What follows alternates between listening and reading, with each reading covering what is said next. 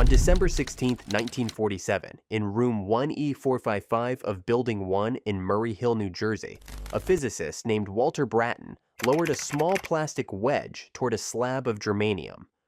Gold foil, thinner than a human hair, was wrapped around the wedge and sliced in two at the tip with a razor blade. Brattain pressed the contacts against the surface, connected the assembly to a power supply, and watched his instruments. The input signal amplified up to 100 times. The device was smaller than a pencil eraser. It had no vacuum, no heated filament, no glass tube. It was solid, cold, and silent, and it worked. 7 days later, on December 23rd, Brattain and his colleague John Bardeen demonstrated the device for their supervisors at Bell Telephone Laboratories. Their boss, William Shockley, called it a magnificent Christmas present. He was not wrong about the gift, though history would complicate the question of who deserved credit for giving it. That device, which a Bell Labs engineer named John Pierce would later call the transistor, was small enough to hold in the palm of a hand. It would make the vacuum tube obsolete, launch the digital age, and eventually place more computing power in a shirt pocket than existed in the entire world on the morning Brattain built it. And it came not from a university, not from a startup, but from the research arm of the American telephone monopoly, a laboratory that over the course of the 20th century would generate more foundational inventions than any institution in human history. 9 Nobel Prizes, the transistor, the laser, the solar cell, information theory, radio astronomy, the operating system that runs the internet, the programming language that built the modern world. All of it from one laboratory, funded by one monopoly in the suburbs of New Jersey. This is Horn American Electronics and Tech Channel, the story of Bell Labs, and of what happens when a nation decides it can no longer afford to let its scientists be curious. You are watching American Electronics and Tech, where we take apart the companies and laboratories that built the electronic world, down to the circuit board and the physicist who designed it. Bell Labs may be the biggest story we have ever told. If that is your kind of history, subscribe and stay. Because what this laboratory invented and what America did to it afterward is a story the modern world was built on. The telephone was born in 1876 when a 29-year-old teacher of the deaf named Alexander Graham Bell was granted United States Patent Number 174,765. Bell had spent years studying acoustics and the mechanics of human speech, and the telephone was less a sudden breakthrough than the product of a young man's lifelong obsession with making sound travel through wire.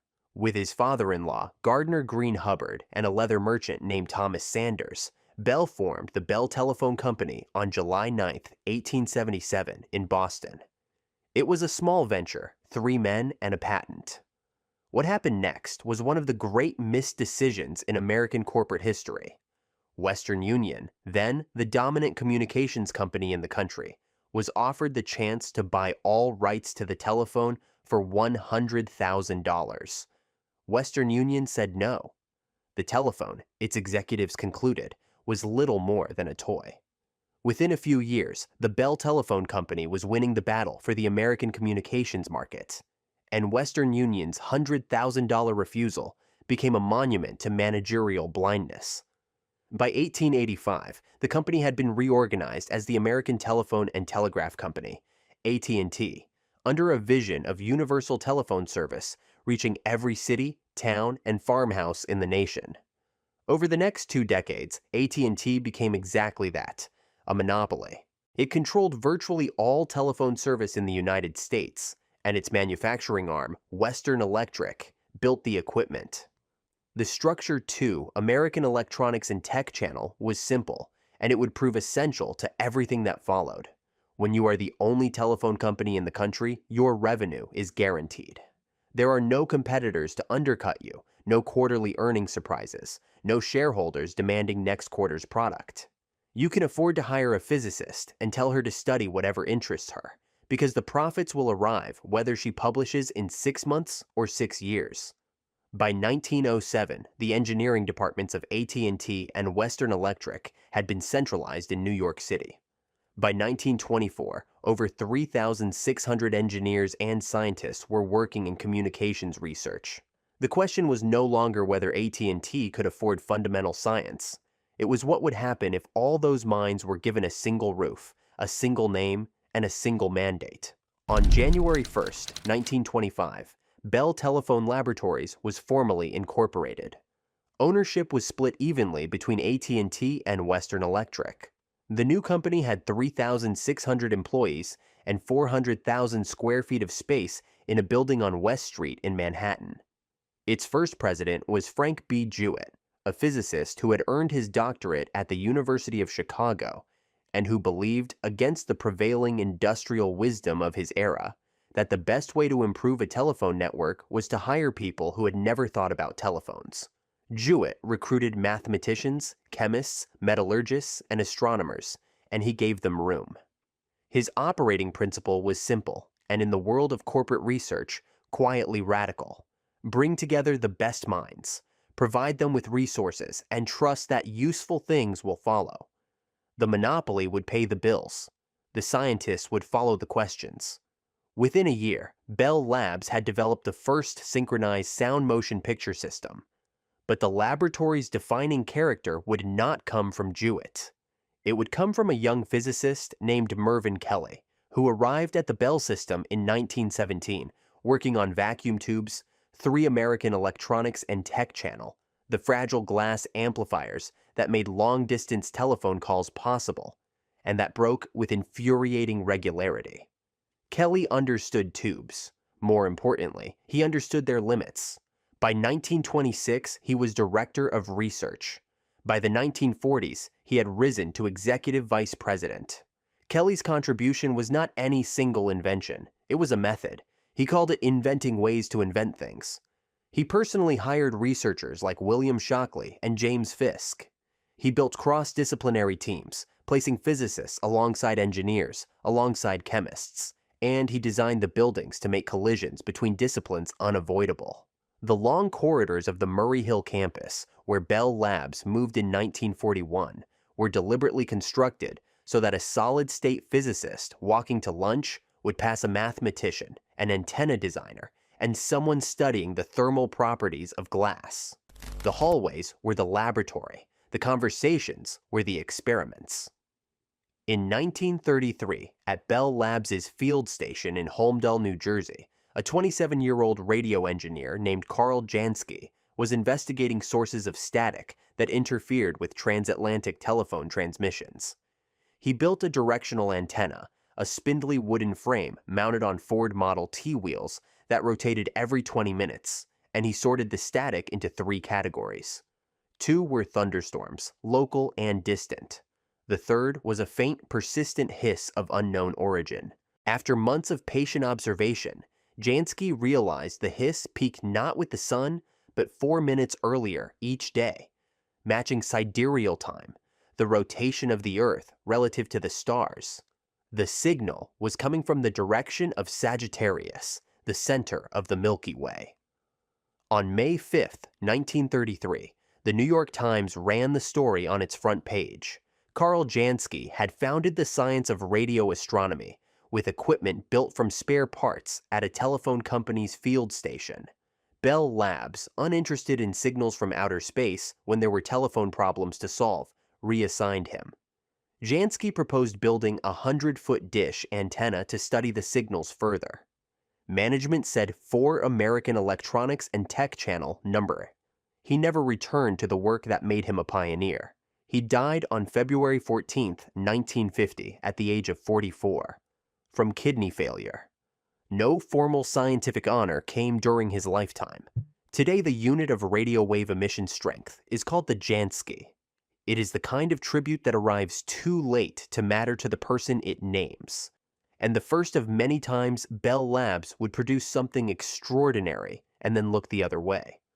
But that is the paradox of the place. The same institution that reassigned Carl Jansky also had the freedom to let Claude Shannon reinvent mathematics and let John Bardeen reinvent electronics. The question was always which curiosity the institution chose to follow and which it chose to shelve. Then the war came, and the question was answered for them. When the United States entered World War II, Bell Labs turned its research toward the military with a speed and focus that no university could have matched. By 1941, the development of radar had become the single largest activity at the laboratory. Over the course of the war, Bell Labs engineers designed more than 100 types of radar equipment: submarine radar, fire control radar for naval guns, bombing radar for aircraft. They built the M9 gun director, an electronic fire control system that proved devastatingly effective against German V-1 buzz bombs over England. They developed proximity fuses, encrypted voice communications, and synthetic materials to replace strategic rubber. The entire staff of roughly 6,000 was exempted from military service because their work was deemed too important to interrupt. The war did not slow Bell Labs, it concentrated it. And it taught Mervyn Kelly something essential. During the war, Bell Labs had gained deep expertise in semiconductors, the germanium and silicon materials developed for radar crystal rectifiers. Kelly understood that these materials held the key to replacing the vacuum tube with something smaller, cheaper, and cold to the touch. In early 1945, with the war ending, he made the decision that would define the second half of the 20th century. He assigned William Shockley to organize a solid-state Physics 5 American Electronics and Tech Channel group, with a mandate to find a semiconductor replacement for the vacuum tube. It was a bet on pure science, with no clear timeline and no guaranteed product. No competitive company, facing quarterly pressure and shareholder scrutiny, would have funded it. AT&T could, because AT&T's revenue arrived whether the bet paid off in 2 years or 20. One sentence in the history of American technology separates the companies that invented the future from the ones that merely sold it. And that sentence is the distance between patient capital and the quarterly earnings call. The Cold War that followed made Bell Labs indispensable to the federal government. The Army contracted with Bell Labs and Western Electric to build Project Nike, a guided missile defense system whose radar and computer guidance batteries ringed every major American city through the 1950s. Then the space race arrived. On July 10, 1962, Bell Labs and NASA launched Telstar from Cape Canaveral, the first active communications satellite, and it transmitted the first live television signal across the Atlantic Ocean. The age of global communication, of a world that could watch the same event at the same moment from opposite sides of the planet, began with a satellite designed in the suburbs of New Jersey. Meanwhile, inside the laboratory, the monopoly's money was producing work that had nothing to do with telephones and everything to do with the fundamental nature of reality.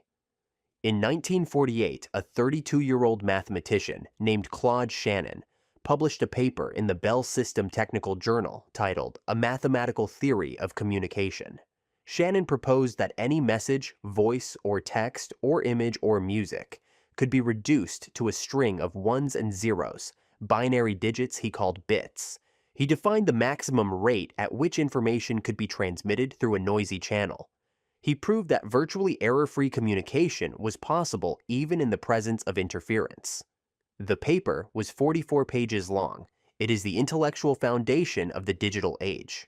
Every cell phone call, every internet search, every streaming video, every encrypted message rests on the mathematics Claude Shannon worked out at a desk in 6 American Electronics and Tech Channel, Murray Hill. He was also known in the hallways of Bell Labs for riding a unicycle while juggling.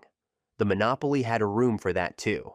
And in 1964, at the Holmdel facility, the laboratory's habit of stumbling into the universe's deepest secrets while trying to fix telephone equipment repeated itself in spectacular fashion. 2 radio astronomers named Arno Penzias and Robert Wilson were using a 20-foot horn antenna, originally built for the Telstar satellite program, to measure microwave signals from the sky. They detected a faint, persistent hiss they could not explain. They pointed the antenna at New York City to rule out urban interference. They checked for radiation from the Milky Way. They found pigeons nesting inside the horn and spent weeks cleaning out the droppings and evicting the birds, which kept flying back. They taped over the riveted joints of the antenna. Nothing eliminated the hiss. It was the same in every direction, at every time of day, in every season. 60 miles away, at Princeton, a physicist named Robert Dicke had been predicting that if the Big Bang theory was correct, a faint afterglow of radiation should still permeate the universe, cooled by billions of years of expansion to just a few degrees above absolute zero. Through a chain of conversations, Penzias learned about Dicke's prediction. The hiss was not a malfunction. It was not pigeon interference. It was the oldest light in the universe, the cosmic microwave background radiation, the echo of creation itself. Penzias and Wilson shared the 1978 Nobel Prize in Physics for a discovery they made while trying to eliminate a noise they assumed was a problem, using equipment a telephone company had built to bounce signals off satellites. The monopoly had funded the antenna. The monopoly had hired the scientists, and the monopoly had given them the freedom to chase a hiss for over a year without demanding a deliverable. By the late 1950s, Bell Labs was arguably the most consequential institution of the 20th century, and the inventions were still accelerating. The scale of what Bell Labs created under one roof has no precedent in industrial history. The transistor, the laser whose theoretical foundation, 7 American electronics and tech channel, Charles Townes and Arthur Shallow, laid in a 1958 paper, and whose first gas version Ali Javan built at Bell Labs in 1960. The charge-coupled device, invented by Willard Boyle and George E. Smith in 1969, the sensor that made digital photography possible and earned them the 2009 Nobel Prize in Physics. The MOSFET, the metal oxide semiconductor field effect transistor, demonstrated by Dawen Kong at Bell Labs in 1960, which would become the most manufactured device in the history of civilization. Information theory, radio astronomy, satellite communications, the cellular telephone concept, first proposed by Bell Labs in 1947, decades before the technology existed to build it, and 2 creations that belong in the same breath as the transistor. In 1969, a young electrical engineer named Ken Thompson watched the Multics operating system project collapse. Bell Labs had been part of a joint effort with MIT and General Electric to build an ambitious time-sharing system, and management pulled the plug. Thompson, unwilling to let the idea die, found a spare PDP-11 minicomputer and began writing his own operating system. Bell Labs was not enthusiastic, but the culture Kelly had built gave individual researchers latitude to follow, an idea without immediate justification. Thompson's colleague Dennis Ritchie had arrived at Murray Hill in 1967 with a physics degree from Harvard. His father, Alastair Ritchie, was a Bell Labs engineer. By 1972, the younger Ritchie had created a new programming language called C, designed to rewrite the core of Thompson's operating system. When Unix was rewritten in C in 1973, it became something no operating system had ever been: portable. You could move it from one machine to another with modest effort. Before C, every new computer architecture required its own software written from scratch. After C, code traveled. Unix spread from the PDP-11 to VAX machines, to Motorola workstations, to Intel processors. C spread with it. Today, every iPhone runs a descendant of Unix. Every Android phone runs Linux, a descendant of Unix. Every web server, every supercomputer on the planet runs on their work. Thompson and Ritchie 8, American Electronics and Tech Channel, received the Turing Award in 1983 and the National Medal of Technology from President Clinton in 1998. The citation said their inventions led to enormous advances in hardware, software, and networking systems. And in 1954, 3 Bell Labs scientists proved that the monopoly's generosity could produce wonders that had nothing whatever to do with making a telephone call. Darrell Chapin, an engineer, had been searching for power sources to run telephone equipment in remote, humid locations. Calvin Fuller, a chemist, and Gerald Pearson, a physicist, were studying the properties of semiconductors. In one experiment, Fuller handed Pearson a piece of silicon treated with gallium and then dipped in lithium. Pearson connected an ammeter and turned on a lamp. The needle jumped. They had accidentally built a photovoltaic cell far more efficient than anything that existed. The three men spent months refining the technology. On April 25, 1954, they demonstrated the Bell solar battery, an array of silicon strips, each about the size of a razor blade, converting 6% of incoming sunlight into electricity. The next day, the New York Times ran the story on its front page. A telephone company had invented solar power because the monopoly let an engineer, a chemist, and a physicist chase a question that had nothing to do with the telephone business. 9 Nobel Prizes, 5 Turing Awards, more than 40,000 patents, and all of it made possible by one structural fact. AT&T was a regulated monopoly whose guaranteed revenue freed its scientists from the tyranny of the quarterly earnings call. But by the late 1970s, the United States government had concluded that the monopoly itself was the problem. The Department of Justice had been pursuing antitrust action since 1974, and the forces that would dismantle the Bell system were gathering. When they broke the monopoly, they would break the machine that paid for everything. The laboratory that invented the modern world was about to discover what happens when the patient capital disappears. 9. American Electronics and Tech Channel. On January 1, 1984, the court-mandated breakup of the Bell system took effect. AT&T was forced to divest its local telephone companies, which became 7 regional corporations the industry called Baby Bells. A small portion of Bell Labs, whose research supported local telephone operations, was spun off as Bellcore.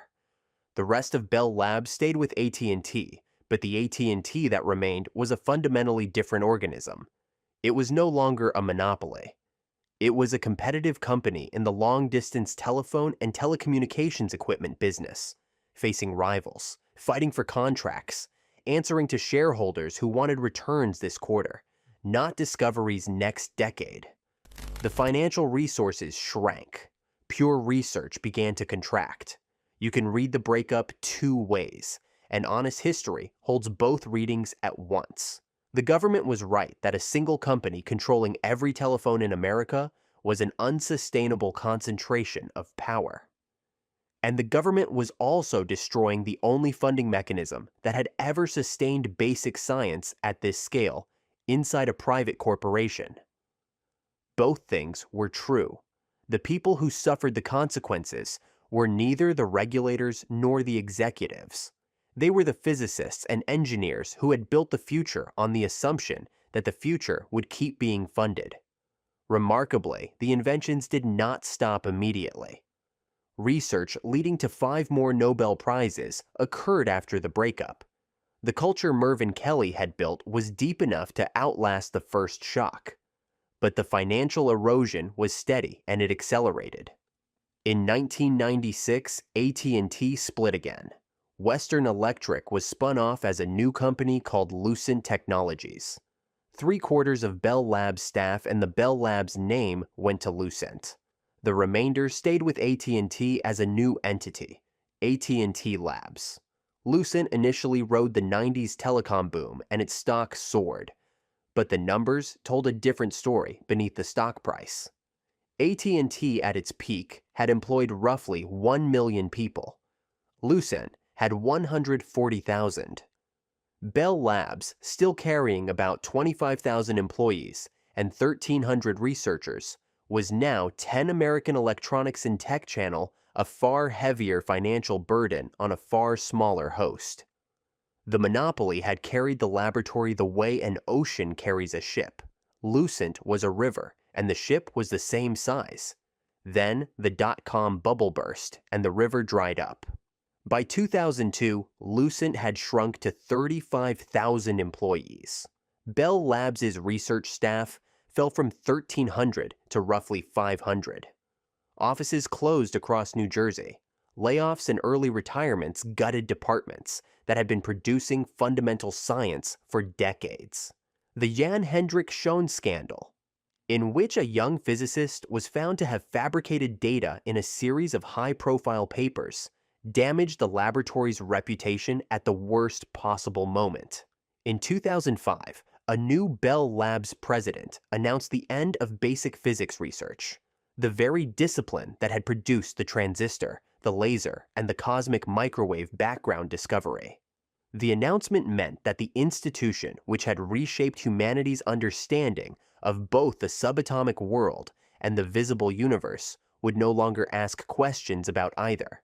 In 2006, Lucent merged with France's Alcatel to form Alcatel-Lucent, and Bell Labs changed hands again. In 2007, the Eero Saarinen-designed Holmdel complex was vacated.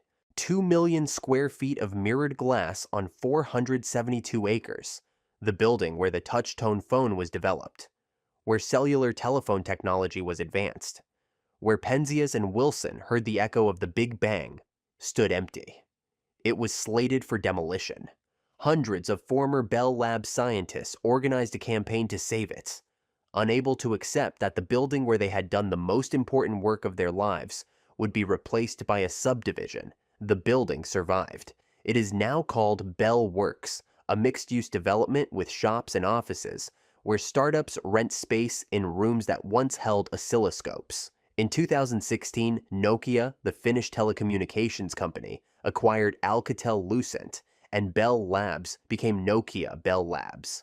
The laboratory that had been the crown jewel of American industrial science, 11 American Electronics and Tech Channel, now belonged to a European corporation.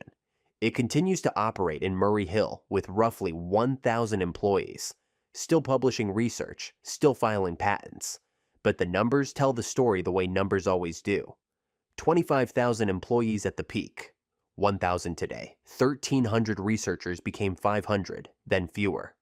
A laboratory once funded by the guaranteed revenue of every telephone call in the largest economy on Earth is now a line item in a foreign corporation's budget. And the human cost arrived in the way it always does in these stories, quietly, in obituaries and empty hallways. Dennis Ritchie, the creator of C and the co-creator of Unix, was found dead in his home in Berkeley Heights, New Jersey on October 12, 2011. He was 70 years old. He had retired from Bell Labs in 2007 after 40 years. His death came exactly 1 week after the death of Steve Jobs, and the contrast was the final indignity. The world mourned Jobs. Flags were lowered, magazine covers were printed. Television networks ran retrospectives. Ritchie's death was noted in a few technology blogs and a handful of newspaper paragraphs. Rob Pike, who had worked across the hall from Ritchie at Bell Labs for 20 years, wrote that Dennis had a bigger effect on the world than Steve Jobs, and that the public did not even know who he was.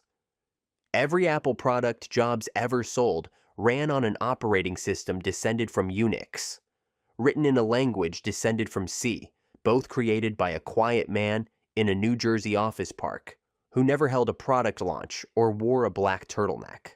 Ritchie built the floor. Jobs built the house. The world remembered the house. But the machines outlived the company. And the ideas outlived the machines. Every semiconductor device manufactured on Earth, every transistor etched into every chip in every phone, laptop, server, and satellite, descends from the device Walter Brattain built in room 1E455. Every smartphone operating system traces its lineage to the PDP-11 in Murray Hill, where Ken Thompson wrote the first lines of Unix. Every digital photograph owes its existence to the charge-coupled device, Willard Boyle and George E. Smith, 12, American Electronics and Tech Channel, invented in 1969. Every solar panel on every rooftop and every spacecraft descends from the silicon strips Chapin, Fuller, and Pearson demonstrated in 1954. Every wireless signal, every compressed file, every encrypted message rests on the mathematics Claude Shannon published in 1948. The horn antenna at Holmdel, where Penzias and Wilson heard the afterglow of creation, still stands. A National Historic Landmark on the grounds of a building that is no longer a laboratory. You can visit it. Most people driving past on the Garden State Parkway have no idea what it is, or that the understanding of the origin of the universe was advanced there because two men spent a year cleaning pigeon droppings out of a telephone company's antenna. Bell Labs did not stop inventing. America stopped paying for invention. The monopoly was the mechanism, and when the mechanism was removed, no one replaced it. Not the government, not the venture capital industry, not the competitive marketplace that was supposed to unleash innovation by unleashing competition. What competition unleashed was efficiency, quarterly discipline, and the relentless elimination of any research that could not justify itself in the next earnings call. The transistor took 3 years of patient, undirected work by physicists who were told to follow the science. No startup would have funded it. No venture capitalist would have waited. No publicly traded company answering to Wall Street would have tolerated a radio engineer spending 2 years listening to static from the sky, or 2 astronomers spending a year chasing a hiss they could not explain, or a mathematician riding a unicycle down the hallway between theorems that would not find application for decades. That device from December 1947, the plastic wedge, and the gold foil, and the sliver of germanium, fit in the palm of Walter Bratton's hand. Today, a single chip smaller than a fingernail contains more transistors than there were people on Earth the morning he built the first one.